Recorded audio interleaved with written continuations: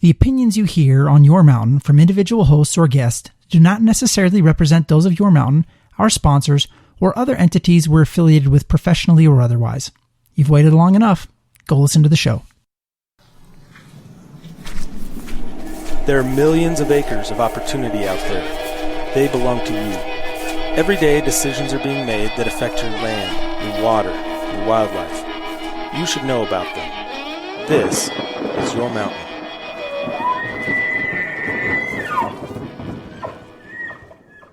Hey everybody, welcome back for another episode of the Your Mountain podcast. As always, I'm your host, David Wilms, and sitting next to me, popping a Pepsi, which is the noise you heard in the background. Right out of the gates, we have background distractions. Nephi Cole. So delicious. Yeah. It is really good. Good. Glad to hear it. I'm, since we're getting background noise out of the way, I'll just pop my Mountain Dew here. Do you think which is going to get hit first, your diabetes or my cancer? Well, it's true. I don't have any fake sugars you have in that, but you have a lot of real sugar. So that's why I asked. And we both kind of IV this stuff. Yeah. The other day I drank 3 Monsters yesterday, the same day. You know, we really should get Monster to sponsor this podcast. We should. We talk about them enough, and you support them. I feel as if I am sponsored. Who owns Monster? Hanson's, Coca-Cola. Yeah, it's a Coca-Cola product. Yeah. And here we are drinking 2 Pepsi products. Yeah, it's kind of funny. It was actually the juice company. A lot of people don't know that, but it was like, Hanson's juice. Remember that juice back in the day? It was really good. That's who it is. That's who makes Monster, huh? Yeah, I mean, that's who, they invented it. And anymore, you can't really find a Hanson's juice anyplace, can you? But you can sure find a lot of Monster Energy drinks. Monster Energy drinks. Yeah. Guess what else is really interesting about that? No juice in Monster. That doesn't surprise me. That's not interesting. No. That just doesn't surprise me in the slightest. It's like 0% real juice. So we're on week 2 now or maybe week 3 of watching ash rain down on us, by the way. 150,000 acres now, that fire. Yeah, but it's 150,000 with another fire 20 miles to the south of it in the same mountain range. That's about 150,000. I got to tell you. Just under it. I mean, we're looking at 300,000 acres burning right now. On places that we'd go typically to take day trips to do hiking and fishing. And it's honestly been, I haven't been running because it's like, you can't. You die. I went on a bike ride. I'm still in the boot, and I did a 10-mile bike ride in the boot. Turns out that's pretty low impact I have a broken toe. On the foot. How was that on your lungs? It was brutal. Yeah. Yeah. The fires are outrageous. I got to show you this picture while we're talking. So, we get our water supply from a reservoir, a good portion of it from a reservoir. Rob Roy Reservoir that's being, the fire's bumping right up next to it. I pulled this picture off of the Forest Service. That is a beautiful picture. Isn't that insane? Yeah. So it's a picture of Rob Roy Reservoir with the smoke all around it. Is that publicly available data image? Yeah. I put it as the go-to image on this episode so people can see it. I can do that. Yeah, do that. That's what you see. It'll have nothing to do with what we're going to talk about. Oh, yeah, clean water. And this, we've got tons of firefighters right now working to protect this water source. You'll notice that the fire has been expanding on a lot of fronts, but it's been sitting there against this water body for a couple of weeks, and it hasn't moved around it, hasn't been able to get past it. It burned near I don't know if our listeners care that much, but it burned near the outlet structure just below the dam. But everything above the dam is so far so good, which is great because where we live here in Cheyenne, that's a big part of our water supply. Yeah. And we have other reservoirs that are part of it too, but protecting this water supply is a pretty big deal. My wife went and bought a whole bunch of bottled water because she was worried about our water supply. Yeah. We're going to sell it. I think we're going to be fine water supply-wise for quite some time. But I'm not going to make much money on that water. Crystal and Granite are still full. Yeah. And no, it'll be fine, but it is disappointing just because the scope and the impact of something like that is just mind-boggling. You think about it, we talked about how, the fees and what you would, how you could penalize people for illegal campfires. 85% of these fires are human-caused. Yep. Could you even imagine trying to quantify the value of the forest that just burned? Well, based on my knowledge of it, it doesn't have a lot of value. You say 85% of the fires are caused by people, but about 85% of that forest was dead from beetle kill. I mean, this was going to happen. But there are, you know what I mean, we have lost dozens of homes and structures, and I mean, this has been this is a big that's deal. Unfortunate. And the intrinsic value, right? If we just calculated it in pure nasty economic terms, like board feet of timber. Oh my gosh! What the value of it is that would be? I think we could figure that out. It would be. I'm going to guess. I'm going to say it's over. I'll bet you it's billions of dollars. Yeah, I don't know the answer to that. Obviously, I don't know that, but I bet we might be able to figure that out. Oh, jeez, it's got to be so. But part of the problem is, and this is something that I've talked about in the past, the lifespan, the marketable lifespan of this timber, like this beetle-killed timber. Yeah, it's gone. It's been gone. That's the problem. Yeah. Is we had like a 5 to 7 year window to get some of that timber out of there after it died, before it was beyond its salvageable, marketable time. Yeah. Right? And so now you have all of this dead timber out there that has no economic value. But sad. It's super sad. Like that picture that I showed you, Rob Roy, that's where I learned to fish when I was a kid. The first place, I remember family camping trips there all the time. That's where we camped did our family camping trips, was around Rob Roy when I was a really little kid, when we were just doing car camping, campground stuff, Well, instead of spending another whole episode telling you all about the forests that we have around us that are on fire, we'll just say that it's terrible. It is terrible. What'd you do this weekend? Well, I'll tell you what, before we talk about what we did this weekend, my wife wanted me to give you something to write with. All of these crayons. She actually listened to our last episode. Did she really? Yeah, and she intentionally brought this coloring book and all of these crayons out just for you. Some suckers. This is because you're a petulant child. I'm going to tell you what. You let your wife know I like her more than you do. For sure. Yeah. She's much nicer to me than she is to you, and I understand that. I was floored. I didn't know she actually listened to the podcast. She said it was actually an accidental listen. She was going through her phone deleting podcasts she hadn't listened to and accidentally hit play. Well, she is a very wonderful person. Clearly a saint for living with you, and she deserves better. She really does. Yeah. Than you. I've known that since the day I married her. But but that kind of gets to the weekend, right? Yeah. So I know what you did this weekend. How was your duck hunt, Dave? Yeah. So wait a minute. Not great. Weren't you supposed to be duck hunting with me? Right. That was supposed to happen. But that didn't happen. Did not happen. Strange. We had this trip planned for a month or more. Good friend of ours, Ben Page. Actually, we've had him on this podcast. Yeah. He invited us on a duck hunt in the in some place. In the sandy places. In some other place. We can't even say. We'll say the Sandhills. It was wonderful. Yeah. Anyway, I want to hear about it. I was going to explain why I wasn't there really quick. And go ahead. Kick it. So we had this planned for a month or so, and I'm making dinner on, it must have been like last Wednesday night.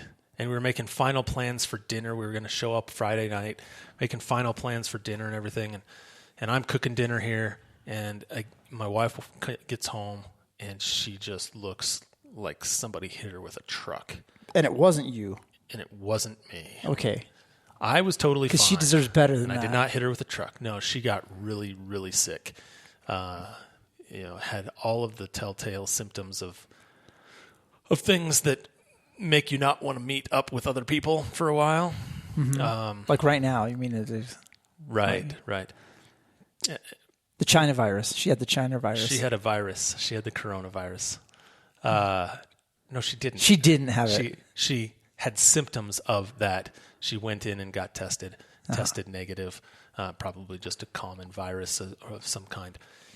She's fine, totally fine now. But anyway, she was sick, and so family before hunting. There are very few things in my life that go you called me and let me know because you're like, hey, look, I might not be there because turns out I might have the Rona.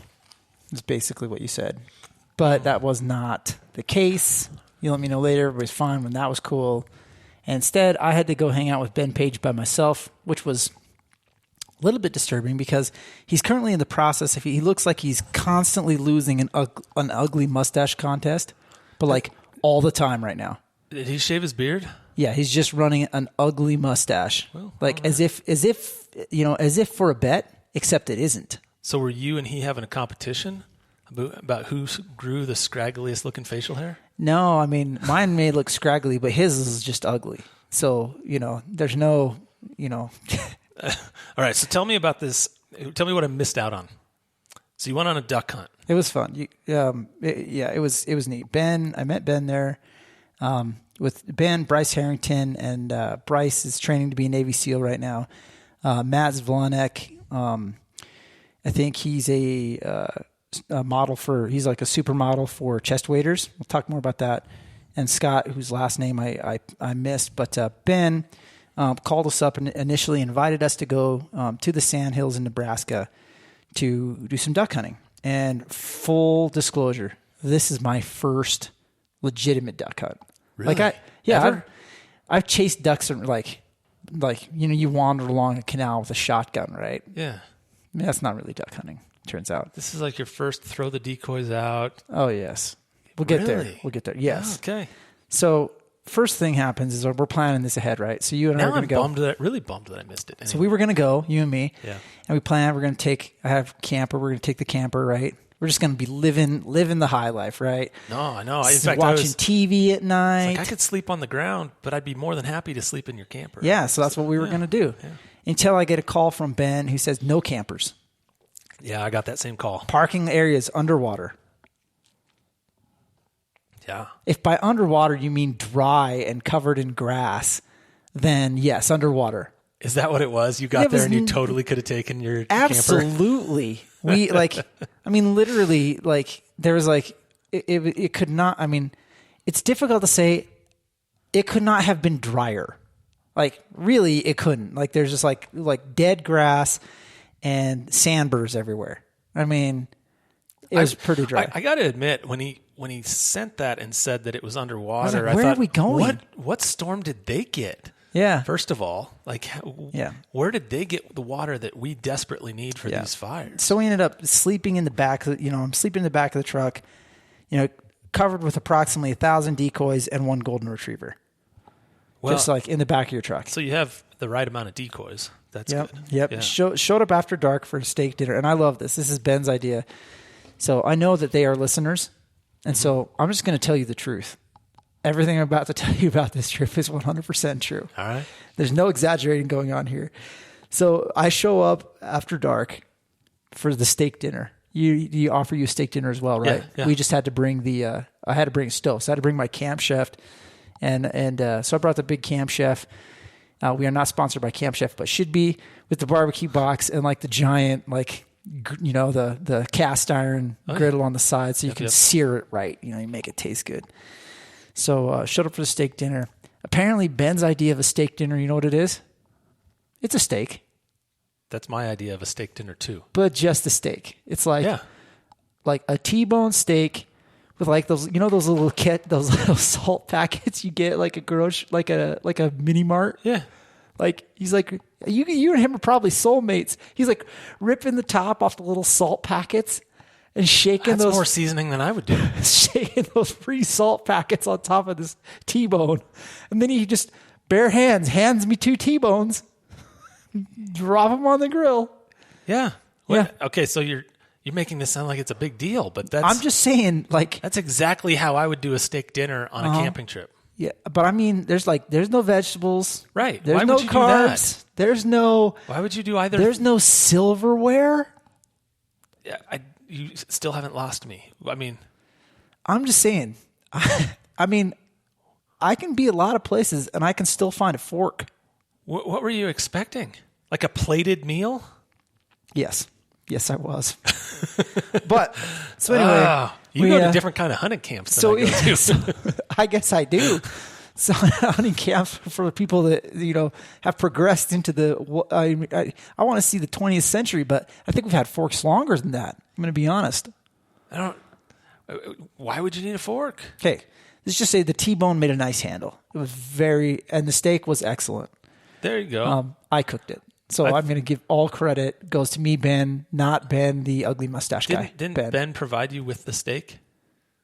He did. Yeah. He deserves a lot of credit. That's a lot of credit. And, yeah, that's right. And didn't he provide you with the hunting opportunity? Yeah. But I'm going to give him, I do understand right now he's on a real protein This is why kick. you don't get invited to hunting trips. He's on a real you come back kick. from them and you just complain about them. So, and then that's why you're never coming to my goose pit. You just come back and then complain. We'll talk about that later. So yeah, and so then we had T-bone steaks, which were actually, the steak was actually very good, and I finished it all, and it was cool. So then we also we had Bryce the Navy SEAL. As we get up the next morning, so Bryce, I'm going to be a Navy SEAL who lives in Douglas, by the way, great guy. He hands out some cold breakfast burritos the next morning. That he's pre-cooked, like in little packages. See, that sounds super fancy. Yeah. You know what my normal breakfast is? I guarantee you, if Mike were sitting here, he'd attest to this.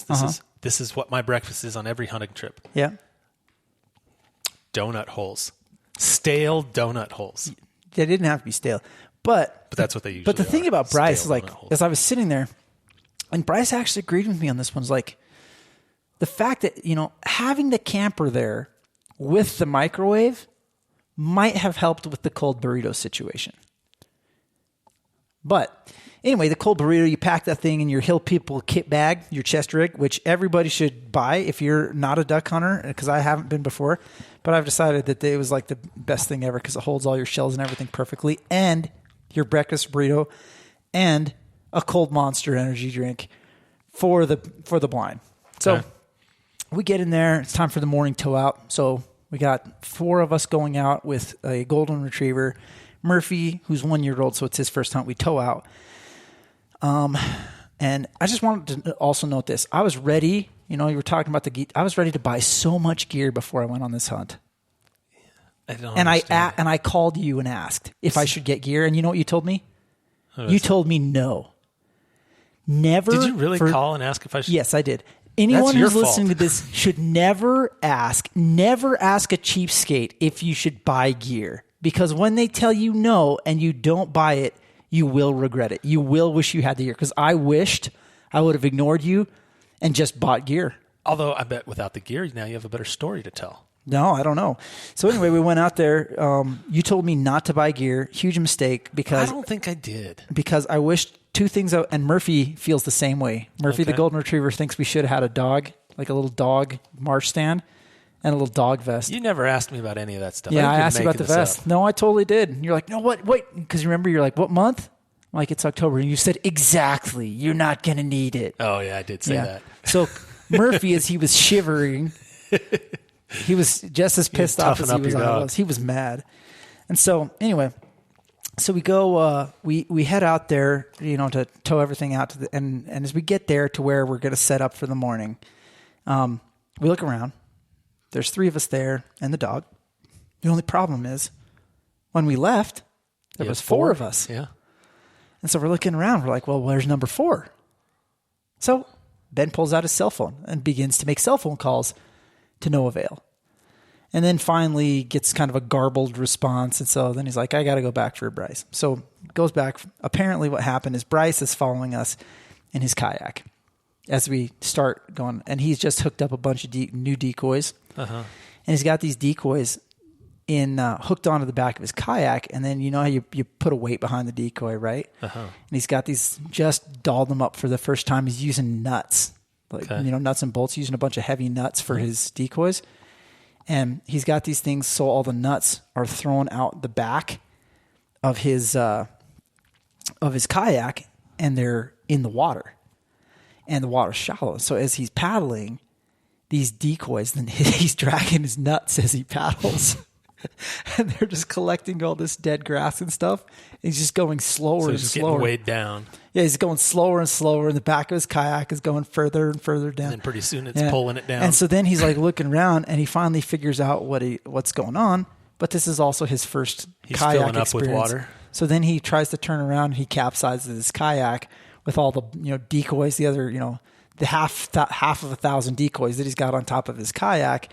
And so Ben goes to find Bryce and finds him with his legs straight up in the air on the bank, trying to empty water out of his waders, which apparently, now I know this, that's like the technique for when your waders are full of water, which Bryce has apparently also mastered, because as he tells us when he gets to the blind, on fully 90% of every hunt that Bryce ever goes on, he fills his waders full of water. So if you want like a master class, which is why I figured he must be training to be a SEAL or something, because it sounded like freaking Bud's training. Like every time the guy goes someplace to go duck hunting, he's like rolling around in the sand. He's wet. And so, it sounds like a great way to train to be a SEAL. Did you take waders? Sure. Yeah. You took waders? Of course I did. Yeah. Did I tell you, have I ever told you the waders I have? No. But I'm ready. Are you ready for this? Yes. Let me give you one guess. Wait, maybe I'm not ready. Guess.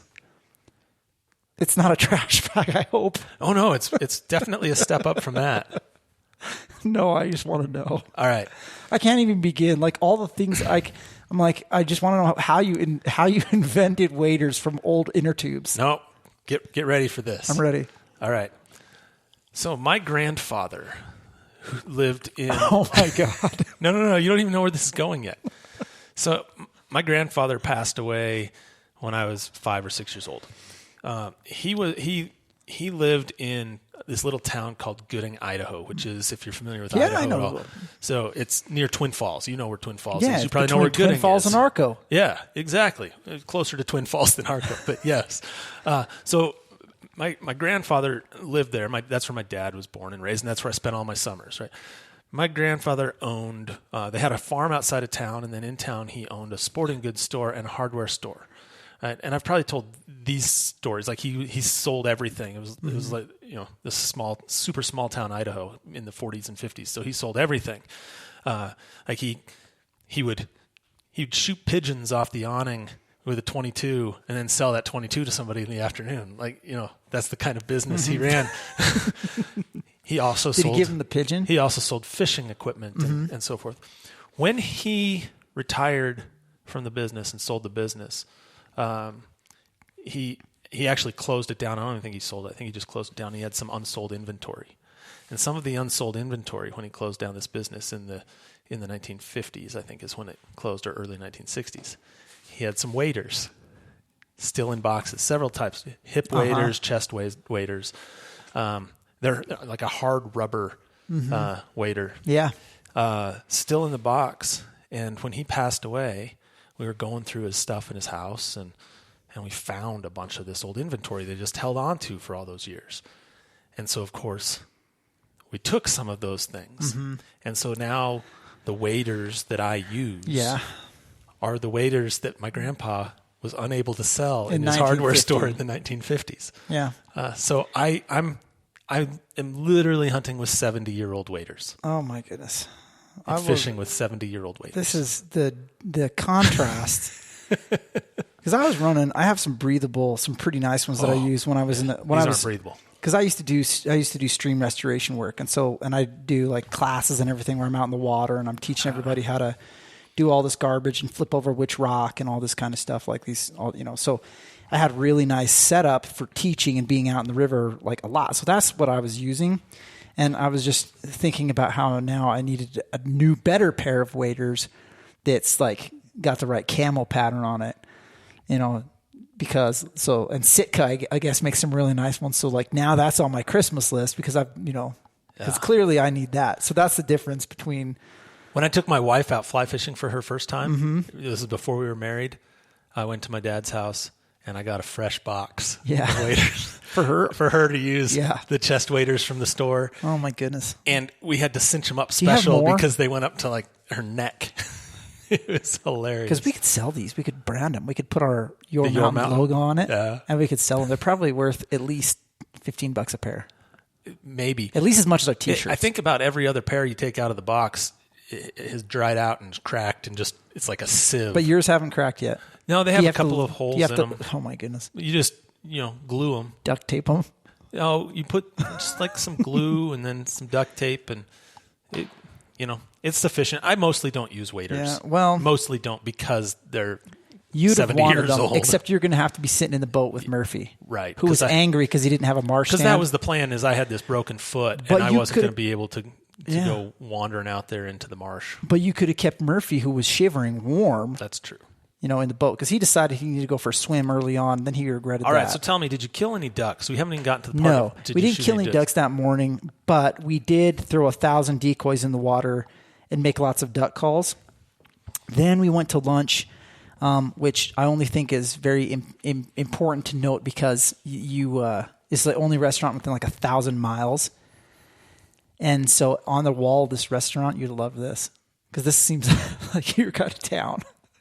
There's this picture of this football team on the wall, and it's like, don't want to give too much away, but I'll just call them the Wreckers. They're on the wall. It's like they're clearly a local, like a 6-man team because there's like 18 kids in the picture, all looking real tough. And they're like looking tough, and they're on their field, and it's after a game.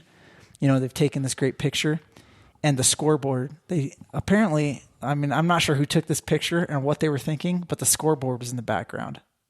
Had they lost? They got the game? crushed. Like 44-27. Just got absolutely it's like visitors 44, home team 28. And that's the picture that's on the wall of the restaurant forever. It's like the only restaurant in town. It's like up there. They're like all looking tough and proud. I was like, wow. I don't know if I'd want to keep that memory on the wall. Or Photoshop that out. Oh, my goodness. That's hilarious. You'll be proud of your town. Win or lose, lose or draw. Be proud of your town.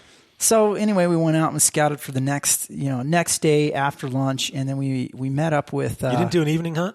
We did, but we went out with and Matt, who Matt's jokingly said he's a waiter model because his background apparently is Czech, his family, so he's like a supermodel for waiters. But he also runs the YouTube channel High Country Sportsman, and. Guy's just a super good duck hunter, and that's probably because he works for the best federal agency on earth, which I won't mention who it is, but it is the same federal agency that I worked for. And you've said who you worked for. Okay, it's NRCS. Times. Yeah, so he works for NRCS. Yeah, every other podcast you say who you worked for. And so he was out there, and so which means that if you work for NRCS, since you work on all private lands, it means you really have a good, and you work on wetland stuff a ton. So he knows where all the good spots are, and so. Anyway, he steered us towards another spot for the night. We headed out there, and the second spot, we couldn't take boats out. We had to hike. It's like a little hike in. So the area we were at, this is very important for this discussion. We were hunting isolated lakes. In the sandhills, there are a ton of these little pocket lakes and ponds and marshes that really aren't connected to anything. They're just because the sandhills it's sand dunes that aren't moving anymore. It's this area that basically, if you picture, the Sahara Desert, if you could get, sandburrs, and, to grow on the Sahara to stabilize those dunes, like you have all these just little pocket lakes and ponds and marshes that basically are in between all these hills, all these little low spots. So you just have a ton of them out there. Isn't the Sandhills a pretty major recharge area of the Ogallala Aquifer? Yes. Yeah. I thought that was when you look at the Ogallala, which is gigantic aquifer, right? That's a major recharge point. Just take a piece of paper, crinkle it up, and then open it back out, and imagine all those little low spots in that piece of paper. Pour a cup of water on it, and imagine that's what you're seeing. All these tiny, and again, it's sandy soils, right? Because they were dunes, and so that have again over thousands of years stabilized, but they're still dunes. Sandy soil. Yeah. I mean, that's what they are. So you have sand-based plants and things like that. So anyway, we're hiking out to one of these, a little pond complex, little marsh complex, about a half-mile hike, and then you would, for sure, your waders would have exploded. They wouldn't have made it. But I would have taken them over my shoulder. I wouldn't have hiked out in it. Yeah, well, I'm just saying. Was it marshy the whole way, or was it dry? No, it was dry, but that's okay. If you have breathable waders, you don't worry about it. I didn't have breathable. So anyway, we get out there, and we start setting up. And this is the other part where Murphy cursed Dave, because as we set up in the, we're in thigh-deep water out in these reeds and stuff. Uh-huh. And Murphy's like up to his neck in water. Uh-huh. And he's saying, gosh, it would have been nice to have that stand, he told me, that Dave told you not to buy. I never said don't buy a stand. And I was thinking the same thing. I never said don't buy a stand. You totally did. I do recall the vest discussion. I promise. You said, so anyway, we're out there. And so then I'm like, well, I better makeshift one of these things up, right? And so I'm looking around, and there's a nest out there. Like in some of these, have you seen those? Like they pack them down, looks like a little mound in between some different reeds. Uh-huh. So just like this little giant pile of goose crap, right? So I'm like, I'll just toss Murphy on top of that. Yeah. Okay. And it turns out he sinks. Yeah. Okay. So now we've got like one golden retriever stuck up to his chest in a mound of goose turds, right? Thoroughly enjoying himself. And this time we only took 24 decoys. We had those all thrown out. And so after about 20 minutes Murphy whining, we ended up hauling him out, and then me and Murph ended up building like this little land blind that, where Ben the mustache wrangler ends up just ultimately tossing a bunch of dead grass on top of us as we sit there, and then wading back out. And Murphy was awesome. He sat there for an hour, just still and just doing everything he was supposed to. Some ducks came in. We were far enough out that we just futilely wished for them to be closer. But Ben, shot one, and we got to have Murphy do some retrieves, like 20 of them, because that's the only duck on we that had. one duck. Yes. So, and that duck must have been beat up by the time you were done with that. But I'll tell you, boy, he loved it. It was the greatest thing ever. So you got this is what I'm hearing. You hunted for this weekend. We're not done yet. All right, this is turning out to be the longest story for one duck. No, because then the next morning we policed up Matt. So we policed up Matt, went back out. He brought all his YouTube gear, and apparently he really wants people to see the waders that he's wearing. So he's got like 15,000 cameras to go with our 1,000 decoys. So there in the morning, went back to the same pond complex, and he sets up 5 gajillion cameras so that he can capture a picture of Ben shooting a goose. Yeah. Mm-hmm. So that's the pinnacle of your story right there. I also got to do 150-yard low crawl like sniper stock on like 20 mallards. Because then, we knew where another pond was. And I'm like, well, somebody should go up to that other pond up there and see if they can kick anything up. So I get to where I can see that pond. And sure enough, there's ducks on the pond. Yeah. And so I'm like, well, it's like a downhill to the pond. And there's like a fence that runs right straight through the middle of this pond. And there's a cow trail next to the fence that they've beaten in. Mm-hmm. That's like 6 inches deep. So I'm like, if I can get to the red fence post that's 40 yards away from the pond, I might get a shot.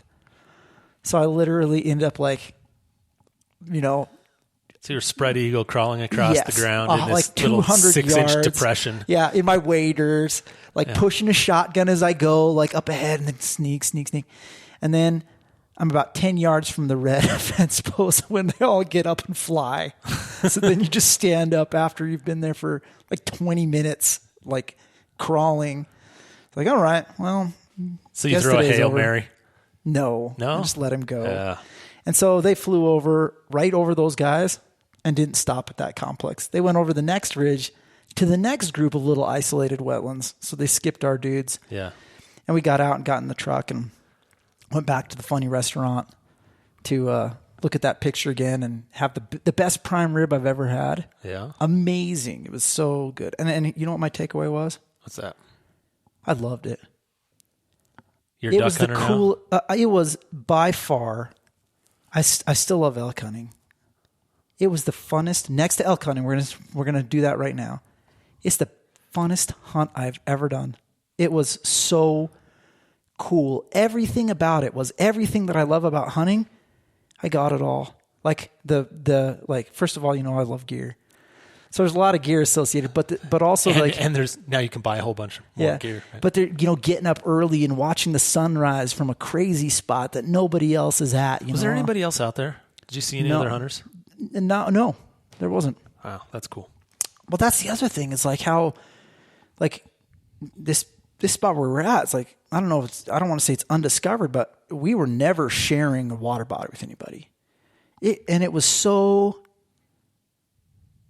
beautiful, and the weather was awesome. Like watching the sun come up, and you're in the reeds, and you're there with your dog, and you're with your buddies, and I mean, it really was to me. It's like I'm hooked. Like I am full on. You're ready to do it again. No, it's going to become my new. You're a waterfowl hunter for sure. I mean, see, and that's so funny because we've been goose hunting for all the joking about the goose pit. I've gone out with you before. Yeah. Now I don't want this to undo my invitation to goose hunt, Dave. but I liked this so much better. It was so It's a different kind of hunting. fun. What you were doing was different than... It was so much fun. Yeah. Like calling, and because, I like to call elk and everything. It was just, and then just the sounds and just everything about it was just absolutely cool. And I mean, it's one reason, like whatever you were hunting today, when somebody gives you a chance to go hunt something else, take advantage of that. The other thing that was the highlight of day, I didn't tell you this, but the second time when I told you Bryce capsized his kayak, right? Right. The hike in the second time, Yeah. he falls in like knee deep water, Fills him up. fills up his freaking waders. Yeah. And then the next morning, guess what? He Fills him up again. falls again. And by some miraculous miracle, like while he's on camera, he like stumbling around. I swear he saved it by like 6 inches and somehow doesn't fill them with water. I don't... He's got to have a balance problem. So this isn't something I would advise many people do as hunters, but there are some inherent dangers to sometimes when you don't. I mean, it can be dangerous to fill your waders. Like Yes. depending on where you are, it can be very dangerous Unless you train like Bryce. right. So, but I think for Bryce, and I don't know Bryce, I've not met him. Unfortunately, I didn't have the chance to meet him. But I think he'd be well served to invest in a decent wetsuit. I agree. You should just And full that's on. just what he should hunt in, is a just a wetsuit. wetsuit. We could paint it for him. Yeah. We'll all get some He could paint. probably buy a camo wetsuit. Which, by the way, like speaking of paint, Ben showed up day number 1. You know how people have like a sleeve, like they'll tattoo a sleeve. Yeah. I was like, is that a reverse sleeve? Like his hand is tattooed. It wasn't his. I was like, finally, I've asked, what'd you do? It's like, I was painting my boat and my spray paint exploded. And so he's got this one black hand. It's just totally black, like right at the wrist because he was wearing a shirt. Yeah. And like everything else, Norm is wearing like a t-shirt around, like an orange t-shirt in between everything. And just like one black hand, like just the funniest thing I've ever seen. Well, other than his mustache, which is terrible. I'm glad you had a good time. I'm glad you got. I wish I'd known it was the first time you'd done a waterfowl hunt like that, because those are cool. They're a lot of fun. All this is a point, though. It would have been fun to see you there. I know you have a point. Yeah. I'll let you make your point in a second. You know what these guys really love? Huh? They love those stupid little wetlands. Yeah. Those isolated wetlands. And you know what? I get it. Like when you're out there, you can really understand, like, from that perspective, like how, these little ponds in the middle of nowhere that aren't attached to anything, just how incredible it was and how neat it was. And I say little, they're not that little, Right. But they are very unique in their geography. And, they're like the prairie potholes. They're these little isolated bodies of water and isolated wetlands that are hugely important to those migratory birds because, there are birds everywhere. Yeah. Well, yeah, let's talk about that in 1 second. I have one thing I wanted to tell you. And you know this, but I don't know if the listeners know this, because we've talked about this. This is totally off of it's hunting related. It's totally off of waterfowl hunting. So I'll just be real quick and we'll bounce back to waterfowl. But remember when we had this discussion a few episodes ago about this mountain goat cull in Wyoming? Yeah. And how it was like playing the Powerball, and neither of us were going to get to do it. Oh, you mean the one you won? Yeah, buddy. Yeah. Yeah. I've been trying to avoid that, but a lot of people brought it up to me, like Ben, when he's like, really? You mean Dave was on another team too? And I had to respond like, yes. Dave put his name in with another team without telling me. 3 different teams. Yeah. I apologize. No, I don't apologize. It was somebody else that was putting together a team with his brother and friend. And so you know what happens when you sell your friend out like that? I didn't sell anybody out. You break your foot. I didn't sell anybody out. That's the universe. That's what happened, yeah. Getting you back. I do have a broken foot. I don't know if it'll be healed in time to do the hunt. But what I have found, I was nervous about it because my hunt is like a month into this cull, and they're letting you take as many as you want until they're all gone. Like, man, there might not be any left. They only killed 3 in the first week. Yeah, Kalen, my buddy Kalen got one of them. Yeah. Very few, just a lot of teams backing out, and they're just hard to get to. I know a team got disqualified for not being able to, on the marksmanship part before going out. And so they haven't had a lot of people in the field. So maybe there'll be some opportunity. Maybe I should check my email. Maybe. Because, we're not going to miss. I agree. We went out shooting the other day. I thought We did all right. That was pretty fun, wasn't it? That was fun. Yeah. Anyway, let's get back to talking about these not just the prairie potholes, but these pothole wetlands. Let me tell you. Can I tell you one background on this, on the wetland stuff, and then get into more stuff? So, I teach this class at the University of Wyoming. I teach this graduate school class on ESA, but also on the history of wildlife management that led to the why we have the regulatory structure and the statutory structure we have today. And one of the examples I use in my class is I talk about how we had market hunting, back in the 1800s. We had market hunting and sport hunting not like you and I would think of hunting today, where we go out and, bag 5 or 10 ducks or whatever it happens to be, wherever we happen to be, right? Or one, or one, or none. But literally, you had people going out and shooting until their shoulders hurt, were too sore, and they were just. It was kind of a massacre. I mean, just absolutely throttling waterfowl. But the other thing that was happening at the same time, so that was going on, and then all of a sudden, sport hunters were making this push in the late 1800s to stop market hunting. And one of the pushes to stop market hunting was to pass the Lacey Act.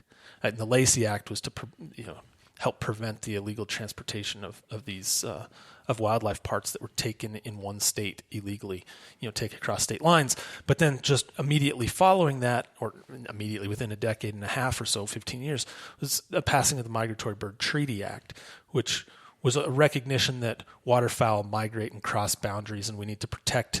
We need to have laws that apply across boundaries to protect the entire migratory route of these birds.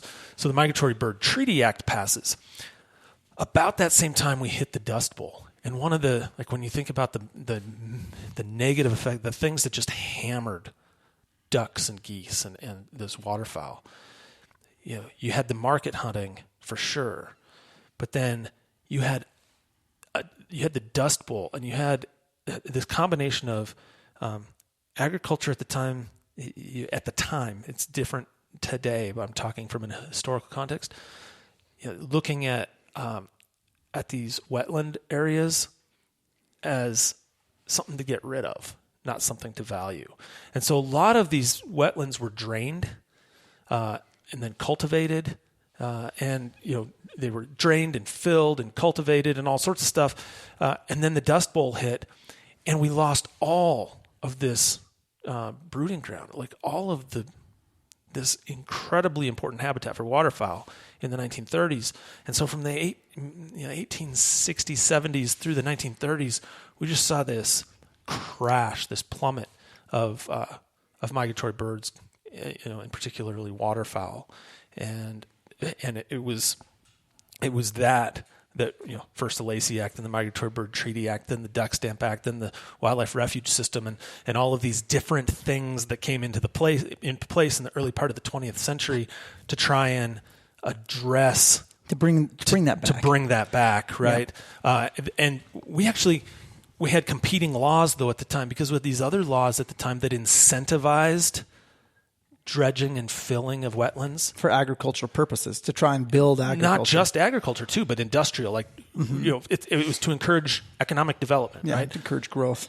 And it wasn't until the 70s that we had, and it might have been even the Carter administration, after the adoption of the Clean Water Act, we had the Carter administration, and there was it was a Food Security Act or something like that. Anyway, there was a law that was meant to disincentivize, to provide insurance options for agriculture producers that didn't eliminate wetlands. We went from this policy for decades of thinking of wetlands as a problem that we needed to figure, problem in the sense of there are too many wetlands and we need to figure out how to conquer them so that we can grow stuff where they are or build stuff where they are. Yep. To this pivot of recognizing that maybe wetlands have other values and figuring out now we have to incentivize, conserving them and creating more of them and, that kind of thing. And it's been this century long pivot to get to that point. You know, Nebraska has 3 key wetland zones, and the Sandhills is only one of them. I don't recall the name of the other 2, but I mean, the state is, you know, clearly for waterfowl, it's incredible. They've lost, over time, they had lost 35% of their wetlands in Nebraska. They went from 3 million to 2 million acres. And so they're actually doing better than the rest of the country. Yeah. The rest of the country, it's closer to 50%. Yeah. So Nebraska's doing better. It's a huge loss. And I think that led to, you know, one of the discussions that, you know, one of the points I think it's important to bring up when you talk about the Clean Water Act, a lot of people have questions about it. And so this is an ongoing debate right now because in 2001, we had so let's just back up to the Clean Water Act. In 1972, Clean Water Act is established. And the purpose of the Clean Water Act... Well, can I back you up just a little bit farther? Sure. Because it was actually established a lot. We had this Federal Water Pollution Control Act that was amended in 1972. Into the Clean Water Act. And it became the Clean Water Act. Yep. But we had this act on the book for several decades before. We were just finding that it wasn't working It didn't have the scope it needed. And it didn't, the scope, the enforcement. It's the same reason why the Endangered Species Act, you know, it took 3 iterations to get to something that stuck. Like you try something and see if it works, and they found out that this original one just really wasn't working as well as it should have. We were still having massive fish kills. Rivers were starting on fire, all kinds. I mean, pollutant, 30% of the drinking water in the country didn't meet clean drinking water standards under the existing law, and something had to change. And so the amendments happened in 72, and because they were so pervasive, even though they were amending the existing law, they just from that point on just called it the Clean Water Act. That's an interesting side note. Yeah. Yep. So it's important. I think 2 things that are pretty critical about the act I'm going to mention. So one of them is the Wallop Amendment. You're familiar with that one? Yep. And so what does that do, Dave? I'm familiar that it exists. So the Wallop Amendment is the one basically that separated quantity and quality. It basically said, you know, the federal government has everything to do with, you know, these water quality issues, can be involved in these on, again, the waters of the U.S. But then it reserved rights for the states. So it reserved the right to manage water quantities to the states and created this kind of system, and really was, and you look at the debates at the time, it really set us up for this co-responsibility that the states and the federal government have for managing water within their borders. So basically, the separate quantity and quality. Yep. Water quantity, you know, the volumetric amount of water in the state belongs to the state. That's for the states to primarily manage. And the state, especially, and we focus on West because we live in the West and the Western system, and it was prior appropriation, and so we kind of focus on that discussion, and riparian system out in the East. But, you know, out here for a state like Wyoming, Colorado, Montana, it would be, or Utah or Idaho, and others in the West, it would be somebody comes, somebody that needs water goes to the state and says, I want to put this water to a beneficial use, whether it's growing crop, drinking water, and the raising state fish, gives whatever. The green light or doesn't. And the state says, we're managing this bucket of water, and we're going to give you a cup to use out of that bucket. But we can, if you don't meet our permit guidelines, we can away. take that bucket or we can take that cup back. Because the waters belong to us. Because the water belongs to the state, not the individual. Which is really funny because you always hear the statement, waters of the U.S., right? Yeah. But the waters of the U.S., as much as they are, you know, the waters of the U.S., that water is the water of the state. With a couple of exceptions. Yes. And just because I know somebody will call us out on this, so right? Put the exceptions in there. They are a couple of exceptions would be tribal reserved rights. So tribes that had pre-existing water rights, whether they were for traditional agrarian uses or whether they were for subsistence fisheries. There are the waters necessary, you know, to serve the purpose of that tribal reservation or even off-reservation fishing rights, for example. So there are tribal reserved rights, and then there are also reserved rights in places like national parks, you know, and even in some national forests. So there are federal reserved rights, like the rights that would have, the water that would have existed for the purposes of that park, the time that it was established, is a federal reserved right. The federal government also holds significant water rights in things like reservoirs. Correct. Yep. So it's not as if the federal government doesn't have water rights, but it is still needs to be recognized that the majority, like if you're looking at a bank, right? Most of the money in that bank is controlled by, let's just say the bank, and typically is the states. It's the states that you go to for these issues. It's not the federal government. You go for Mother May I, have water. Right. So, but so in some areas, that's the quantity piece. Yeah, and in some areas, though, I mean, you look at for environmental purposes. For example, the federal government may own a whole bunch of water in a reservoir and decide that for environmental purposes, you can't touch that water. They're going to use it to put additional water down a stream, like say the Platte.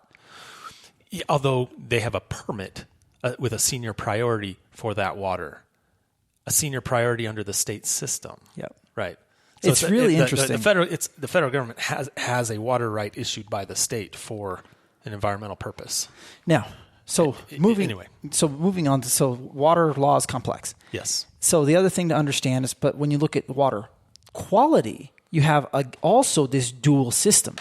So for water quality, you have the EPA promulgating rules under the Clean Water Act for basically, but in most cases, this is what it is though. It's an umbrella. So basic water quality standards, the states handle most of that within their borders. So I think it's actually all states now in terms of and maybe all except a few, they have their own water quality programs. So how much pollution is allowed in any given water body, the permitting, so that'd be the 401 permits for discharge into those waters, all that stuff is typically managed by the states. But there's this umbrella over it, which is the EPA that maintains basically an approval process where your program has to measure up to the basic guidelines that they provide and has to meet the standards that they would consider to be appropriate in order for your program to operate. Right. Things like you can be more restrictive. A state could have a system that's set up to be more restrictive than the federal system. That's right. But it can't be less restrictive. That's right. I mean, that's kind of the idea. Yes. And so what this creates is a unique thing, for example, in Wyoming. So you have the Clean Water Act that was basically sets out, in different kinds of pollution too, point source pollution and non-point source pollution. Explain what point source is. So point source pollution would be like you have a pipe that has something coming out of it. So the EPA permits that, or the states permit that discharge. You call it discharge. And that pipe's dumping water into a water of the U.S. Yeah. And so that water, that effluent that's coming out of, say, a sewage treatment plant has to meet certain water quality standards when you pump it out, but they allow you to pollute. It's a permit to pollute. It's a permit to put a certain amount in that. And the assumption is that you have done enough math to know what acceptable level of pollution would be as you permit that to go out. So that's permitted. Non-point source. Like the solution to pollution is dilution. Right? Exactly. Yeah. So non-point source, what that is everything else. So non-point source would be the stormwater that comes off of your lawns. It would be all of the water running across an agricultural field that when it comes back into a water body or a recharge zone or whatever, it's coming from so many diffuse sources across the landscape that you can't pinpoint a point source. As long as it's not coming into a channel, right? That's right. Because then a recollection channel. Because then you have a point. Because then you have a point. Yeah. That's right. Yeah. And so all those are non-point sources. Yeah. So the EPA, non-point sources actually don't get regulated, just so you know. So everybody knows here, non-point sources don't get regulated. Point sources do under the Clean Water Act. Now, there are other laws that might regulate the type of chemicals that can be applied in. Think about agriculture. Might regulate what can be applied at rates and things like that. And rates to try and limit the type of discharge you might have of non-point source. But the main reason I'm telling you this is to know this. In Wyoming, the state law says you shall not pollute. It doesn't say you shall not pollute if you're a point source or non-point source. The state law basically is more prohibitive than the federal law. And it doesn't differentiate between this is a water of the U.S. because the waters of the U.S. originally were, in fact, navigable waters, right? And they're tributaries, right? So significant tributaries. And this is what a lot of this argument about the waters of the U.S. is so what does that mean?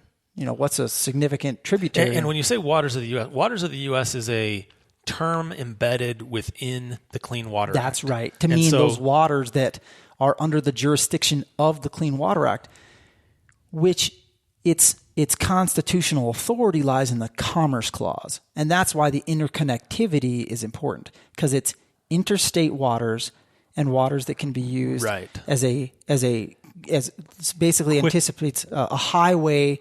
The waters of the U.S. are a highway that can be used to transport goods and services. So, quick legal lesson. Under the Constitution, and this is something I tell my class too, and this applies beyond just the Endangered Species Act, there are really three places where the federal government gets its authority in some of these natural resource. There are three areas where the federal government gets its authority. One, like Nephi said, under the Commerce Clause. Two, under the Property Clause. So the United States owns property, and they have the right under the Property Clause to regulate on property that they own, right? And three is under the Treaty Clause, so they can enter into treaties with foreign nations and so forth. And though in the context of natural resources, the general rule is if it doesn't fall under one of those three provisions of the Constitution, then it's left to the states under Article 10 of the Constitution to regulate, right? And so in this instance, the Supreme Court has weighed in and at least said for purposes, the Clean Water Act, and I'm going to paint a very general brush before we get to the waters of the U.S. question, but that Congress had the authority to regulate the waters of the U.S. under the Commerce Clause of the Constitution. So the legal authority is there to have the Clean Water Act. The question is, how far does that legal authority apply to waters of the U.S.? That's right. And that's where we got into the interesting, huge argument that we're still in today. Definition of waters of the U.S., because they left it to the agencies to define the scope of waters of the U.S. And so you had the waters of the U.S., you had, mission creep, if you will, and that might not be the term that everybody else wants to use, but when it was originally penned, the Clean Water Act, the folks in Congress and part of the discussion was, it was these navigable waters. And over time, it grew. It grew to cover more stuff. Well, let me give you a couple of examples. Go ahead. So when you cite to the Clean Water Act, like, why did it come into being? And you talk about these big bodies of water. Let me give you a couple of examples of things that were happening just before 1972 and where they were. And it gives you kind of a sense of what raised it on the radar and made Congress say, whoa, we got to do something about this. Chesapeake Bay. Chesapeake Bay. In 1968, pollution in Chesapeake Bay was causing $3 million annually in losses to the fishing industry. That was in 1968. In 1969, bacteria levels in the Hudson River were 170 times the safe limit. Hudson River, right? Also in 1969, record number of fish kills were being reported. Over 41 million fish, including the largest recorded fish kill ever of 26 million in a lake in Florida, which was due to discharges from food processing plants. 1969, this is where you get the floating oil slick that just starts on fire outside of Cleveland, Ohio, on the river outside of Cleveland, and causing a lot of damage, right?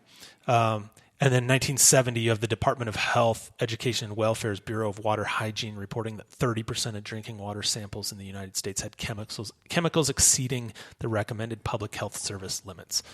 Last one I'd point out is in 1971, the FDA reported that 87% of swordfish samples had mercury levels that were unfit for human consumption. And you know what's really scary about all those stats? That it's worse today. Just kidding. It's not worse today. No, and that's why I'm telling you this. But I'm just providing these to give you an example of the samples that that folks were relying on at the time, and we're talking about Hudson River, Chesapeake Bay, waters of the U.S. Big navigable things that we'd waters. all agree. And again, there's very little. There is no argument anymore. There's not argument on those types of water bodies. That they are, in fact, everybody's nodded their head and said, yeah, absolutely. That's what we should be protecting. Now, there has been controversy recently, and that's what's put us into the mess that we're in today with the continued Supreme Court fighting on what the waters of the U.S. are, on just how far or what the appropriate scope is. And so I want to talk about the migratory bird rule, because that comes into play when we're talking about things like these wonderful little wetlands that we were hunting in and that people love appropriately so, and that need to be protected appropriately so. Which is that. And you say recently, but we're talking 2001. Right, but with a fight that had been going on for years before that. So we're talking this has been a controversy decades for more than 20 years. Yeah. So in 2001, there's a southern, what's SWANK stand for? Southwest. It is the Solid Waste Agency of Northern Cook County. That's right. So that's the versus SWANK the Army decision. Corps of Engineers. So this decision was a municipality, and basically the important part of the decision is this, is that there was a wetland that had claimed where the Army Corps had penalized a municipality for work that it had done in relation to not getting a permit for work on a certain isolated wetland, claiming the authority, and this authority that they had been using elsewhere, that they called the migratory bird rule. And the migratory bird rule said that all of these wetlands that were isolated were in fact attached to the waters of the U.S. because a migratory waterfowl could land in one of these ponds and then could fly up and land another one and then could land in water of the U.S. And so therefore the connectivity of the commerce connectivity was the in fact migratory bird was what gave them the commerce clause hook into these isolated wetlands. And they were using herons. The issue there was that Northern Cook County was wanting to fill several permanent and seasonal ponds that served as a heron rookery. Right. That was And the Supreme Court said no. In 2001, they said you've gone too far. That is not sufficient jurisdictional authority to exercise Clean Water Act jurisdiction over these isolated wetlands. And so remember that since that point, bang. That's your point where you lost the Clean Water Act hook. But why did they say that though? Right. I'm just asking because you said no, they can't do that. But I guess my question is, why was the court saying that they don't have the authority there? Did they give a specific I didn't read the decision. Okay. So what I think it was is. The reason I'd asked you wasn't to put you on the spot is because you've talked about it a lot over the past. Yeah. Over the past. No, like that it was because those wetlands were too separated from. Yes, because they were in fact isolated wetlands. There was right, not there was no clear connectivity. Yes, absolutely. There was no clear connectivity to an in fact navigable water of the U.S. And so that was kind of reinforced also later as the Rapanos decision, or Panos, however you want to say it. But it was the same type of thing. This one was a developer in the Rapanos decision who also was dealing with an isolated wetland and said, was fined under federal law and said, no, you can't do that. So this was in 2006. That went before the court, and they said the same thing. They struck down the agency's decision on that. The court sent it back and said, nope, you can't use Clean Water Act on these isolated wetlands. But that's where we also got the famous statements that came out that we're kind of dealing with today. So remember, we've been in the regulatory regime that we live in right now since then. And that Rapanos decision said that you had the court, and I think we've talked about this before, so I'll try and do it fast.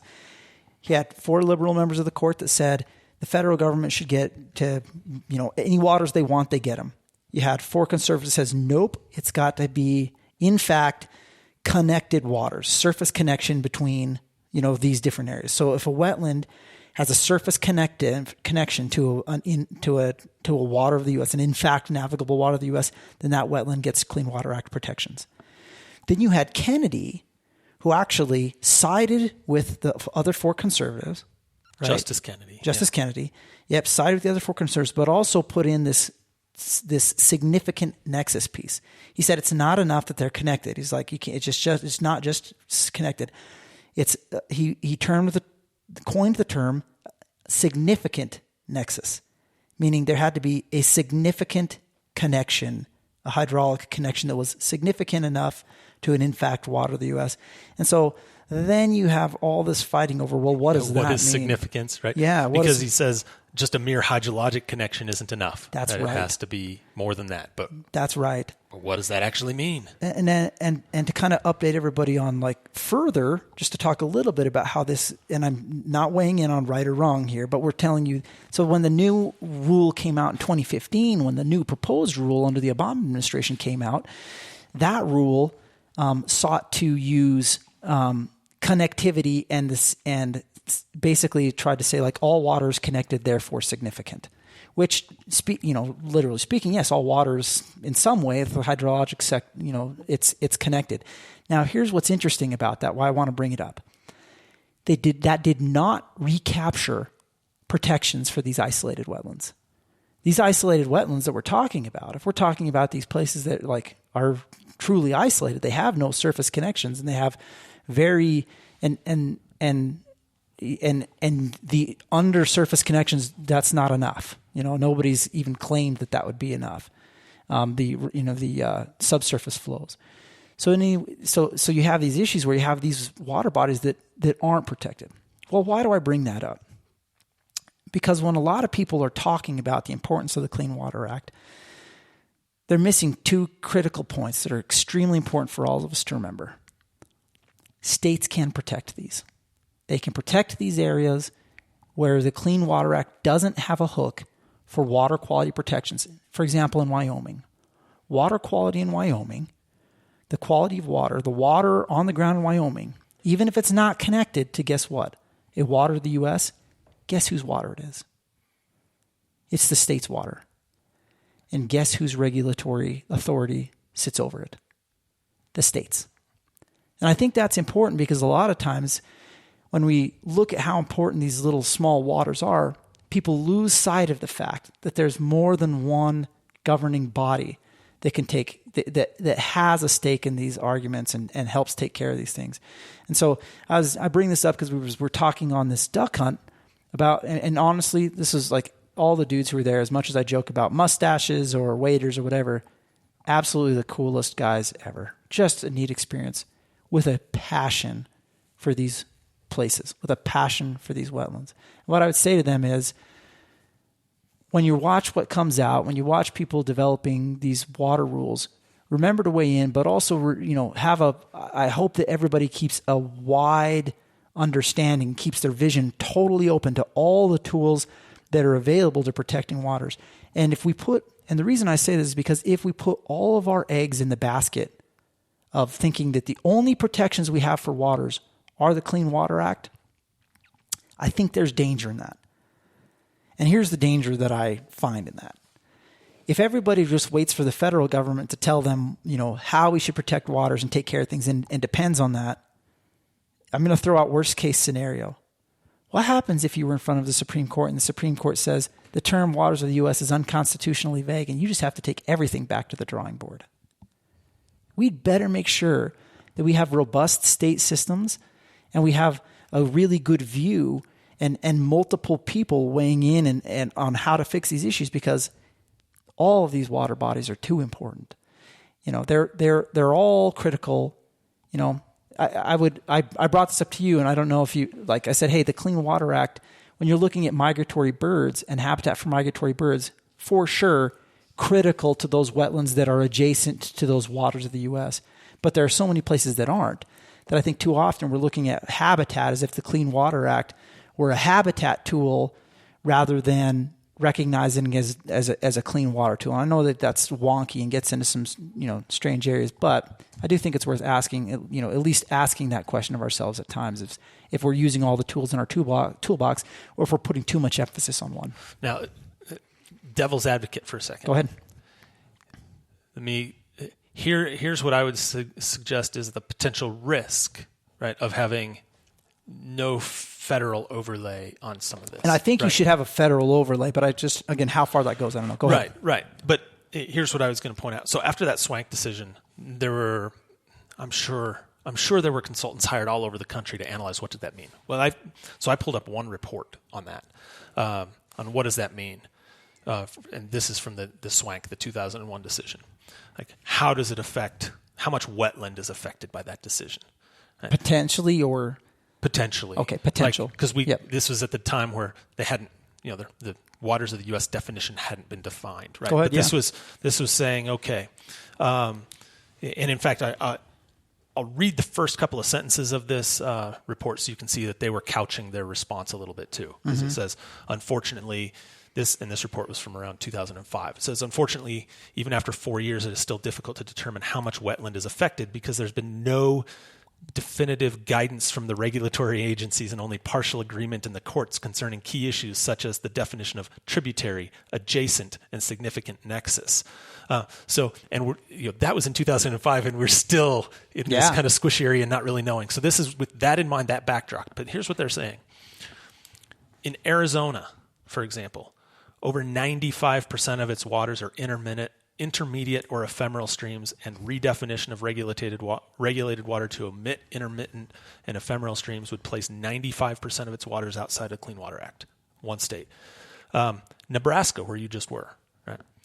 40% of wetlands would be outside of Clean Water Act jurisdiction. 76% loss of coverage of stream miles if intermittent streams were omitted from coverage. South Dakota is where you're starting to get into parts of the prairie pothole region. South Dakota, 95% of wetland basins in Clark County and 98% of wetland acreage would be considered isolated. And that's just a few examples. And the only reason for bringing this up is to say, that absolutely states can and do regulate surface water and absolutely can and do regulate wetlands, but they all do it differently. Yep. I before we get too far away from the point, I got to make a point back. Okay. They're not covered, and here's why I'm saying that. So we got a report here that says it could impact. I want to tell you all today that it listening did. Okay. That it not just could impact, it does impact. And here's the other thing you need to understand: the WOTUS rule that was put out by the Obama administration did not cover those waters. Definitively didn't. And here's why I'm saying that. Right, because the court was clear. And here's the other thing. It's you do not have those authorities. And even if the new rule, the WOTUS rule put out by the Obama administration, depended on everything with a bed bank and an ordinary high water mark, that was your waters of the U.S. And that's how it helped the people in the Southwest, right? Because you have all these streams there that has a bed, banks, ordinary high water marks, but they only flow water once every 2 years or something like that. And so that was an attempt by that administration to capture all those and call them waters of the U.S., even if they didn't have water in them. Now, the other thing to bring up is when the new rule came out, there are people like me who, if they would have commented, would have said, look, in every watershed, in every region, you have different hydrologic activity. And one water in one watershed that is a dry, for example, watershed may have an entirely different level of significance to that watershed than the same size channel or water in another watershed with a different hydrologic regime. But that's not what we did, right? The rule came out and treated the entire nation as a blanket. And it becomes problematic because you have issues where it doesn't really work out. And one of the areas that I think that left that rule really vulnerable and what I had questions on it was this. So you know how they determined adjacency? Mm. Distance. Yeah. Adjacency and significance, they did it by distance. They did it by 1,500 feet. So if you're at a wetland, that was within 1,500 feet of a water of the U.S. Doesn't matter the size of the wetland, doesn't matter the size of the water, doesn't matter what area of the country you're in. You have a arbitrary boundary of this many feet, and that's going to be protected, and other stuff isn't. So let's just use that rule and just assume that rule was law because it didn't become law. How many prairie potholes do you think it captured? Yeah, it wouldn't capture It didn't. Right. How many isolated wetlands in the sandhills? Right. None. Right. And so you have this idea. So when we throw this out, like, it's worth everybody backing up and understanding they're not covered by that federal law. My point of saying this was pre-2001, the federal government had treated them as though they were. That's right. And Swank came out and said, you can't do that. That's right. And there have been multiple attempts at defining what waters of the U.S. are, and each of those attempts have excluded these areas. Yep. They've never recaptured them. They Right. can't, because the Clean Water Act, the courts have been clear, and that means that the law is clear, does not have the regulatory authority over those waters. Right. And so that here's the piece that I go back to. Like, so I mentioned you don't have this uniform approach across the country to wetlands, and particularly in places that, like in the prairie potholes is a great example, that all of our waterfowl, if we didn't have the prairie potholes, we wouldn't have waterfowl hunting the way we have it today. Like, we absolutely have to have those. They're for habitat, these areas are critical. Absolutely. The one thing I would mention is, and I don't want to weigh into, what's right, what's wrong, what's the right answer. I don't know the right answer. I don't think, and people are trying to figure out the right answer, and we've taken multiple attempts at it. I don't know if we're there yet. We may not be there for 10 more years. Who knows? What I will say is, if you're a constitutionalist, right, if you believe in the Constitution, the Constitution was set up to say there are some powers that are expressed in the federal government, and everything else is reserved to the states. Right? And like I mentioned earlier in this podcast, in the area of this type of regulation, of water regulation, of endangered species regulation, whatever it would be, you can really, and I'm generalizing because I'm probably going to miss one, but generally speaking, the power is derived from three places: the Commerce Clause, the Property Clause, and the Treaty Clause. Well, let's take the prairie potholes for an example.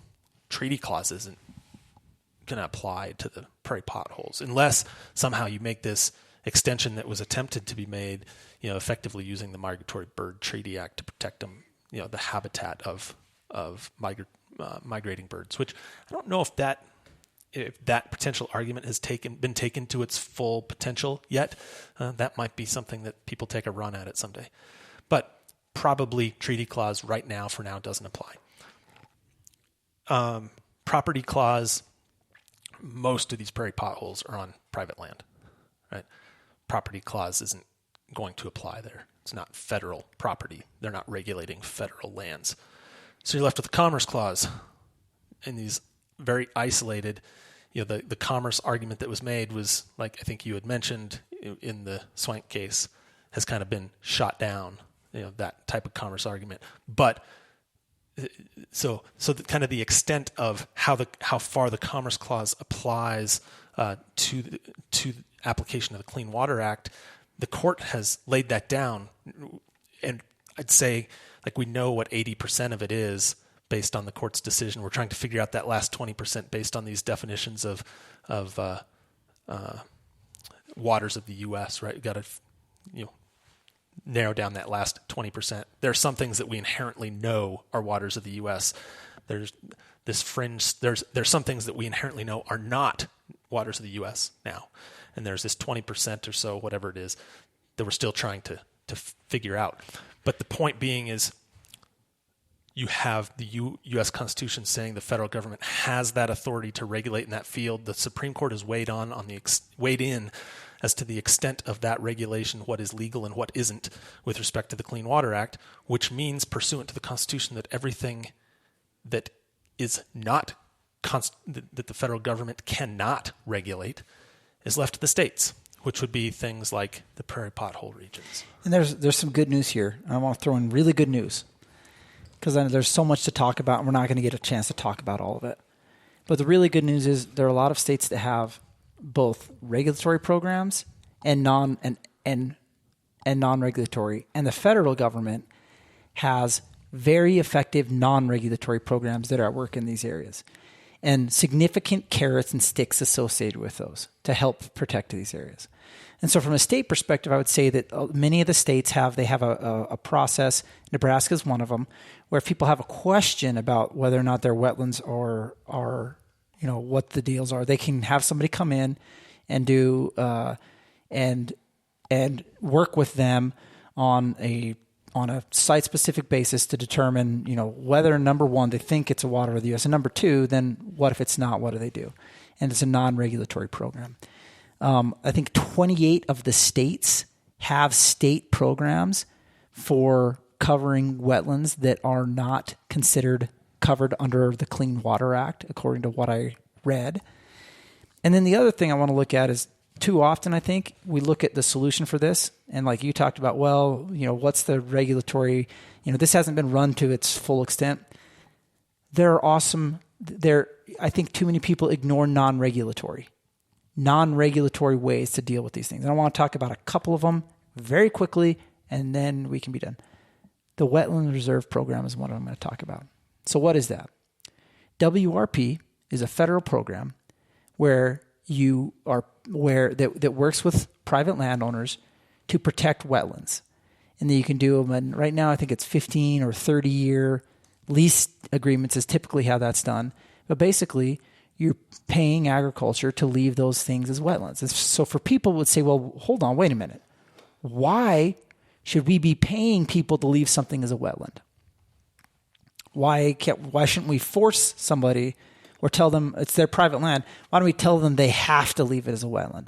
Why would we incentivize it? Well, the argument is because of the public good that comes from that. So the same reason that we would say you have to protect it, if we're going to use a regulatory regime, we'd say if you're destroying your wetland, you're harming someone else. It's not just you. There's this greater environmental benefit or habitat benefit that belongs to everybody. You get rid of that, then you're harming everyone. Well, that's why. That's the justification for the incentive, because you have a private landowner who is willing to basically provide a public benefit. They're willing to provide that wetland for wildlife and for the environmental values that it has. If they'll work with you to do that. And that's it's a really strong program. It's a really good program. It's NRCS is making good use of it. And everybody should. So if you don't know what it is yet, go look at it. The other thing is... Can I bring one up? Go ahead. And I don't know if this is tied to that or not, and excuse me for maybe not knowing if it's part of the same program. But very recently, and this is something we've failed to talk about on this podcast and maybe should do next time, but the ACE Act passed. Yeah. Right? And one of the things in that ACE Act... which is the America's Conservation Enhancement Act. Mm-hmm. It had a lot of pieces in it, but one of them was the North American Wetlands Conservation Act. There was that, but also reauthorization of the Chesapeake Bay program, and that's big on wetland restoration and habitat restoration. And let's talk about that next time. It's headed to the president's desk. Yeah, it passed.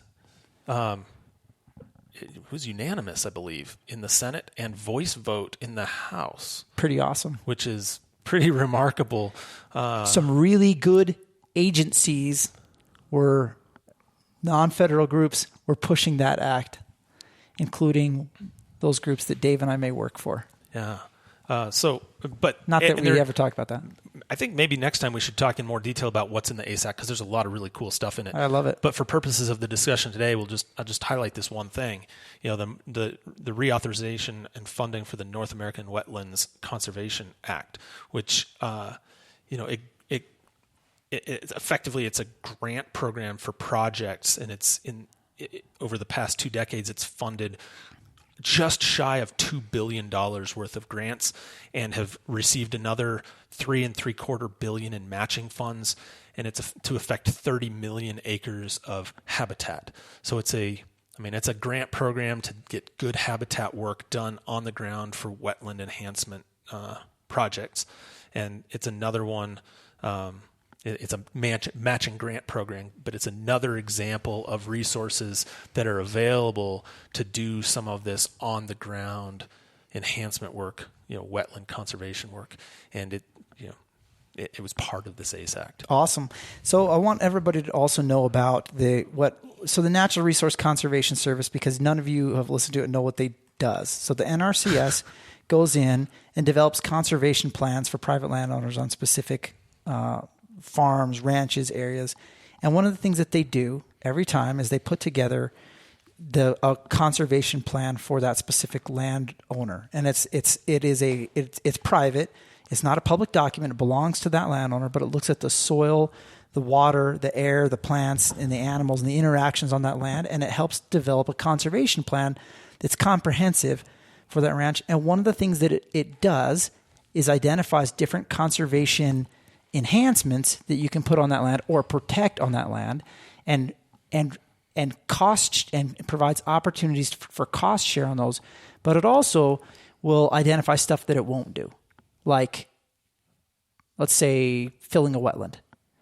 And so when you work with these federal agencies and you accept cost share from them, one of the neat things is through the conservation plan, it gives you an opportunity to do voluntary and incentive-based planning that will, for example, keep those 3 marshes as marshes forever. Why? Because they have an environmental benefit not only to all of us, but also to that landowner. Because if you do everything right on those lands, you can actually utilize those wetlands as a place to do water purification, to wildlife habitat, which NRCS also is through the Wildlife Habitat Improvement Program, through there's too many programs to name that that concentrate on these things. And so for people in the West, because often we talk to West Coast hunters who don't understand, sometimes this is a big area where it comes in. Private landowners, and Aldo Leopold said this and knew this, are critical to the long-term viability and success of wildlife. Why?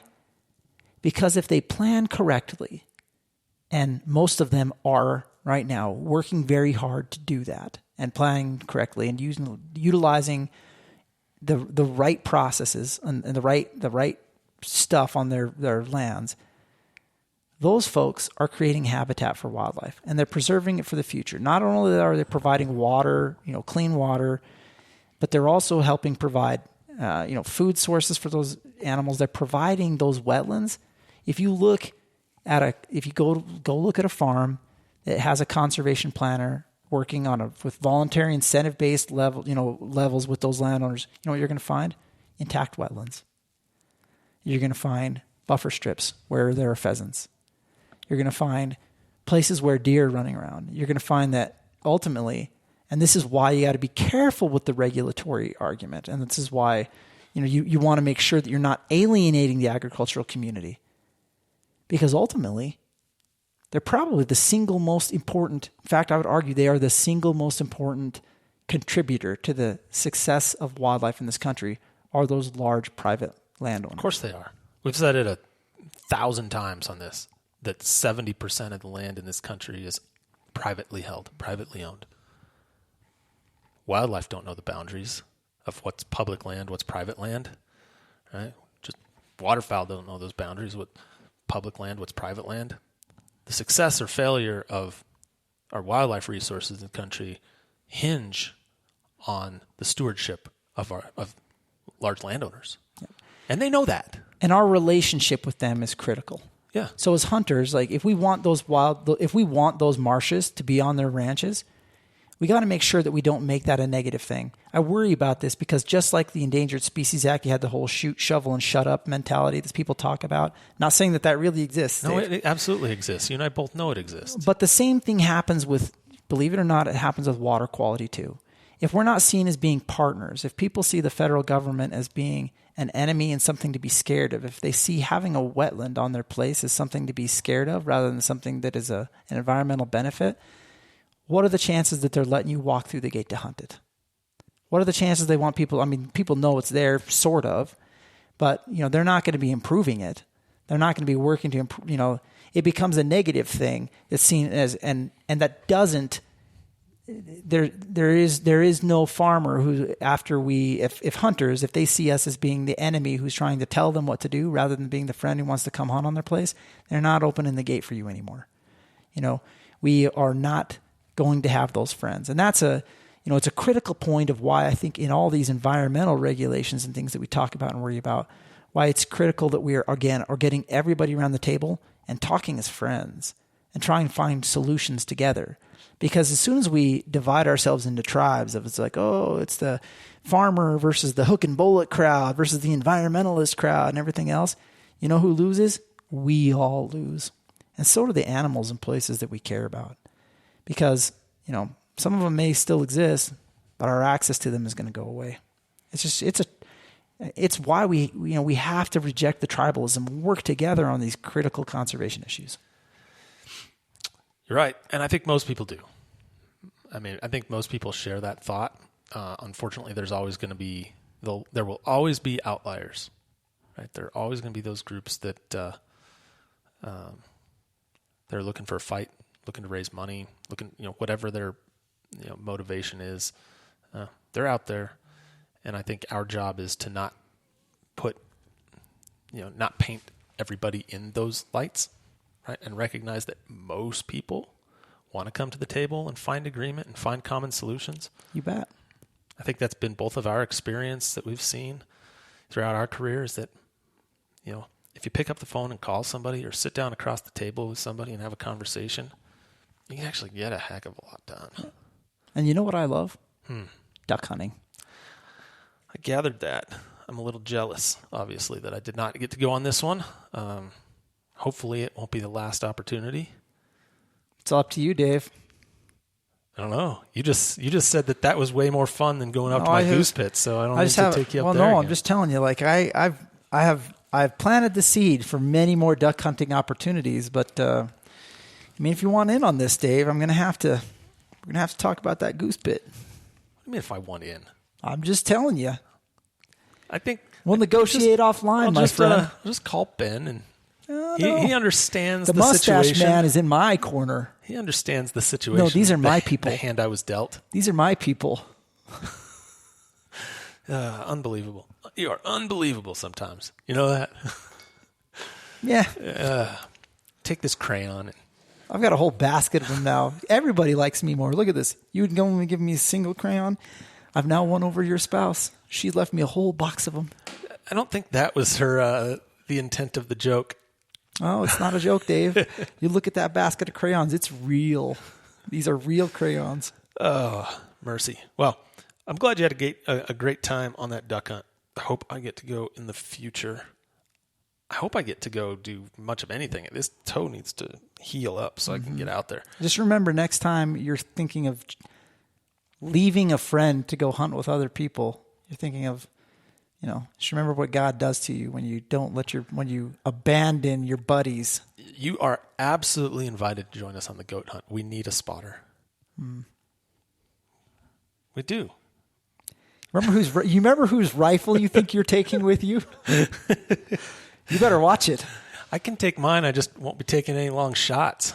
I can verify that yours shoots with much more accuracy and precision than mine does. So at a much longer range. So not that we advocate those things, because we don't. Get as close as you can, but be able to take the shot when you get there. Look, this is the one hunt where I'm willing to take a longer shot. I mean, it's going to have to be a shot I'm comfortable taking that I can make, but it's one that I'd be willing to take a longer shot. I mean, this is a cull. Not that I want, don't want an animal to suffer. Still going to try and end it quickly and humanely. But well, I look forward to the stories. Recognize that because of the situation I'll be in early November at 11,000 feet, maybe snowing, I don't know, but in ugly terrain, I may have to be able to shoot across canyon. You're going to get frostbite on those exposed toes. Yeah, I got to get out of this boot. Yeah, that'll be a brutal hike in a boot. Anyway, I'll tell my hunting story on that when the time is appropriate, right?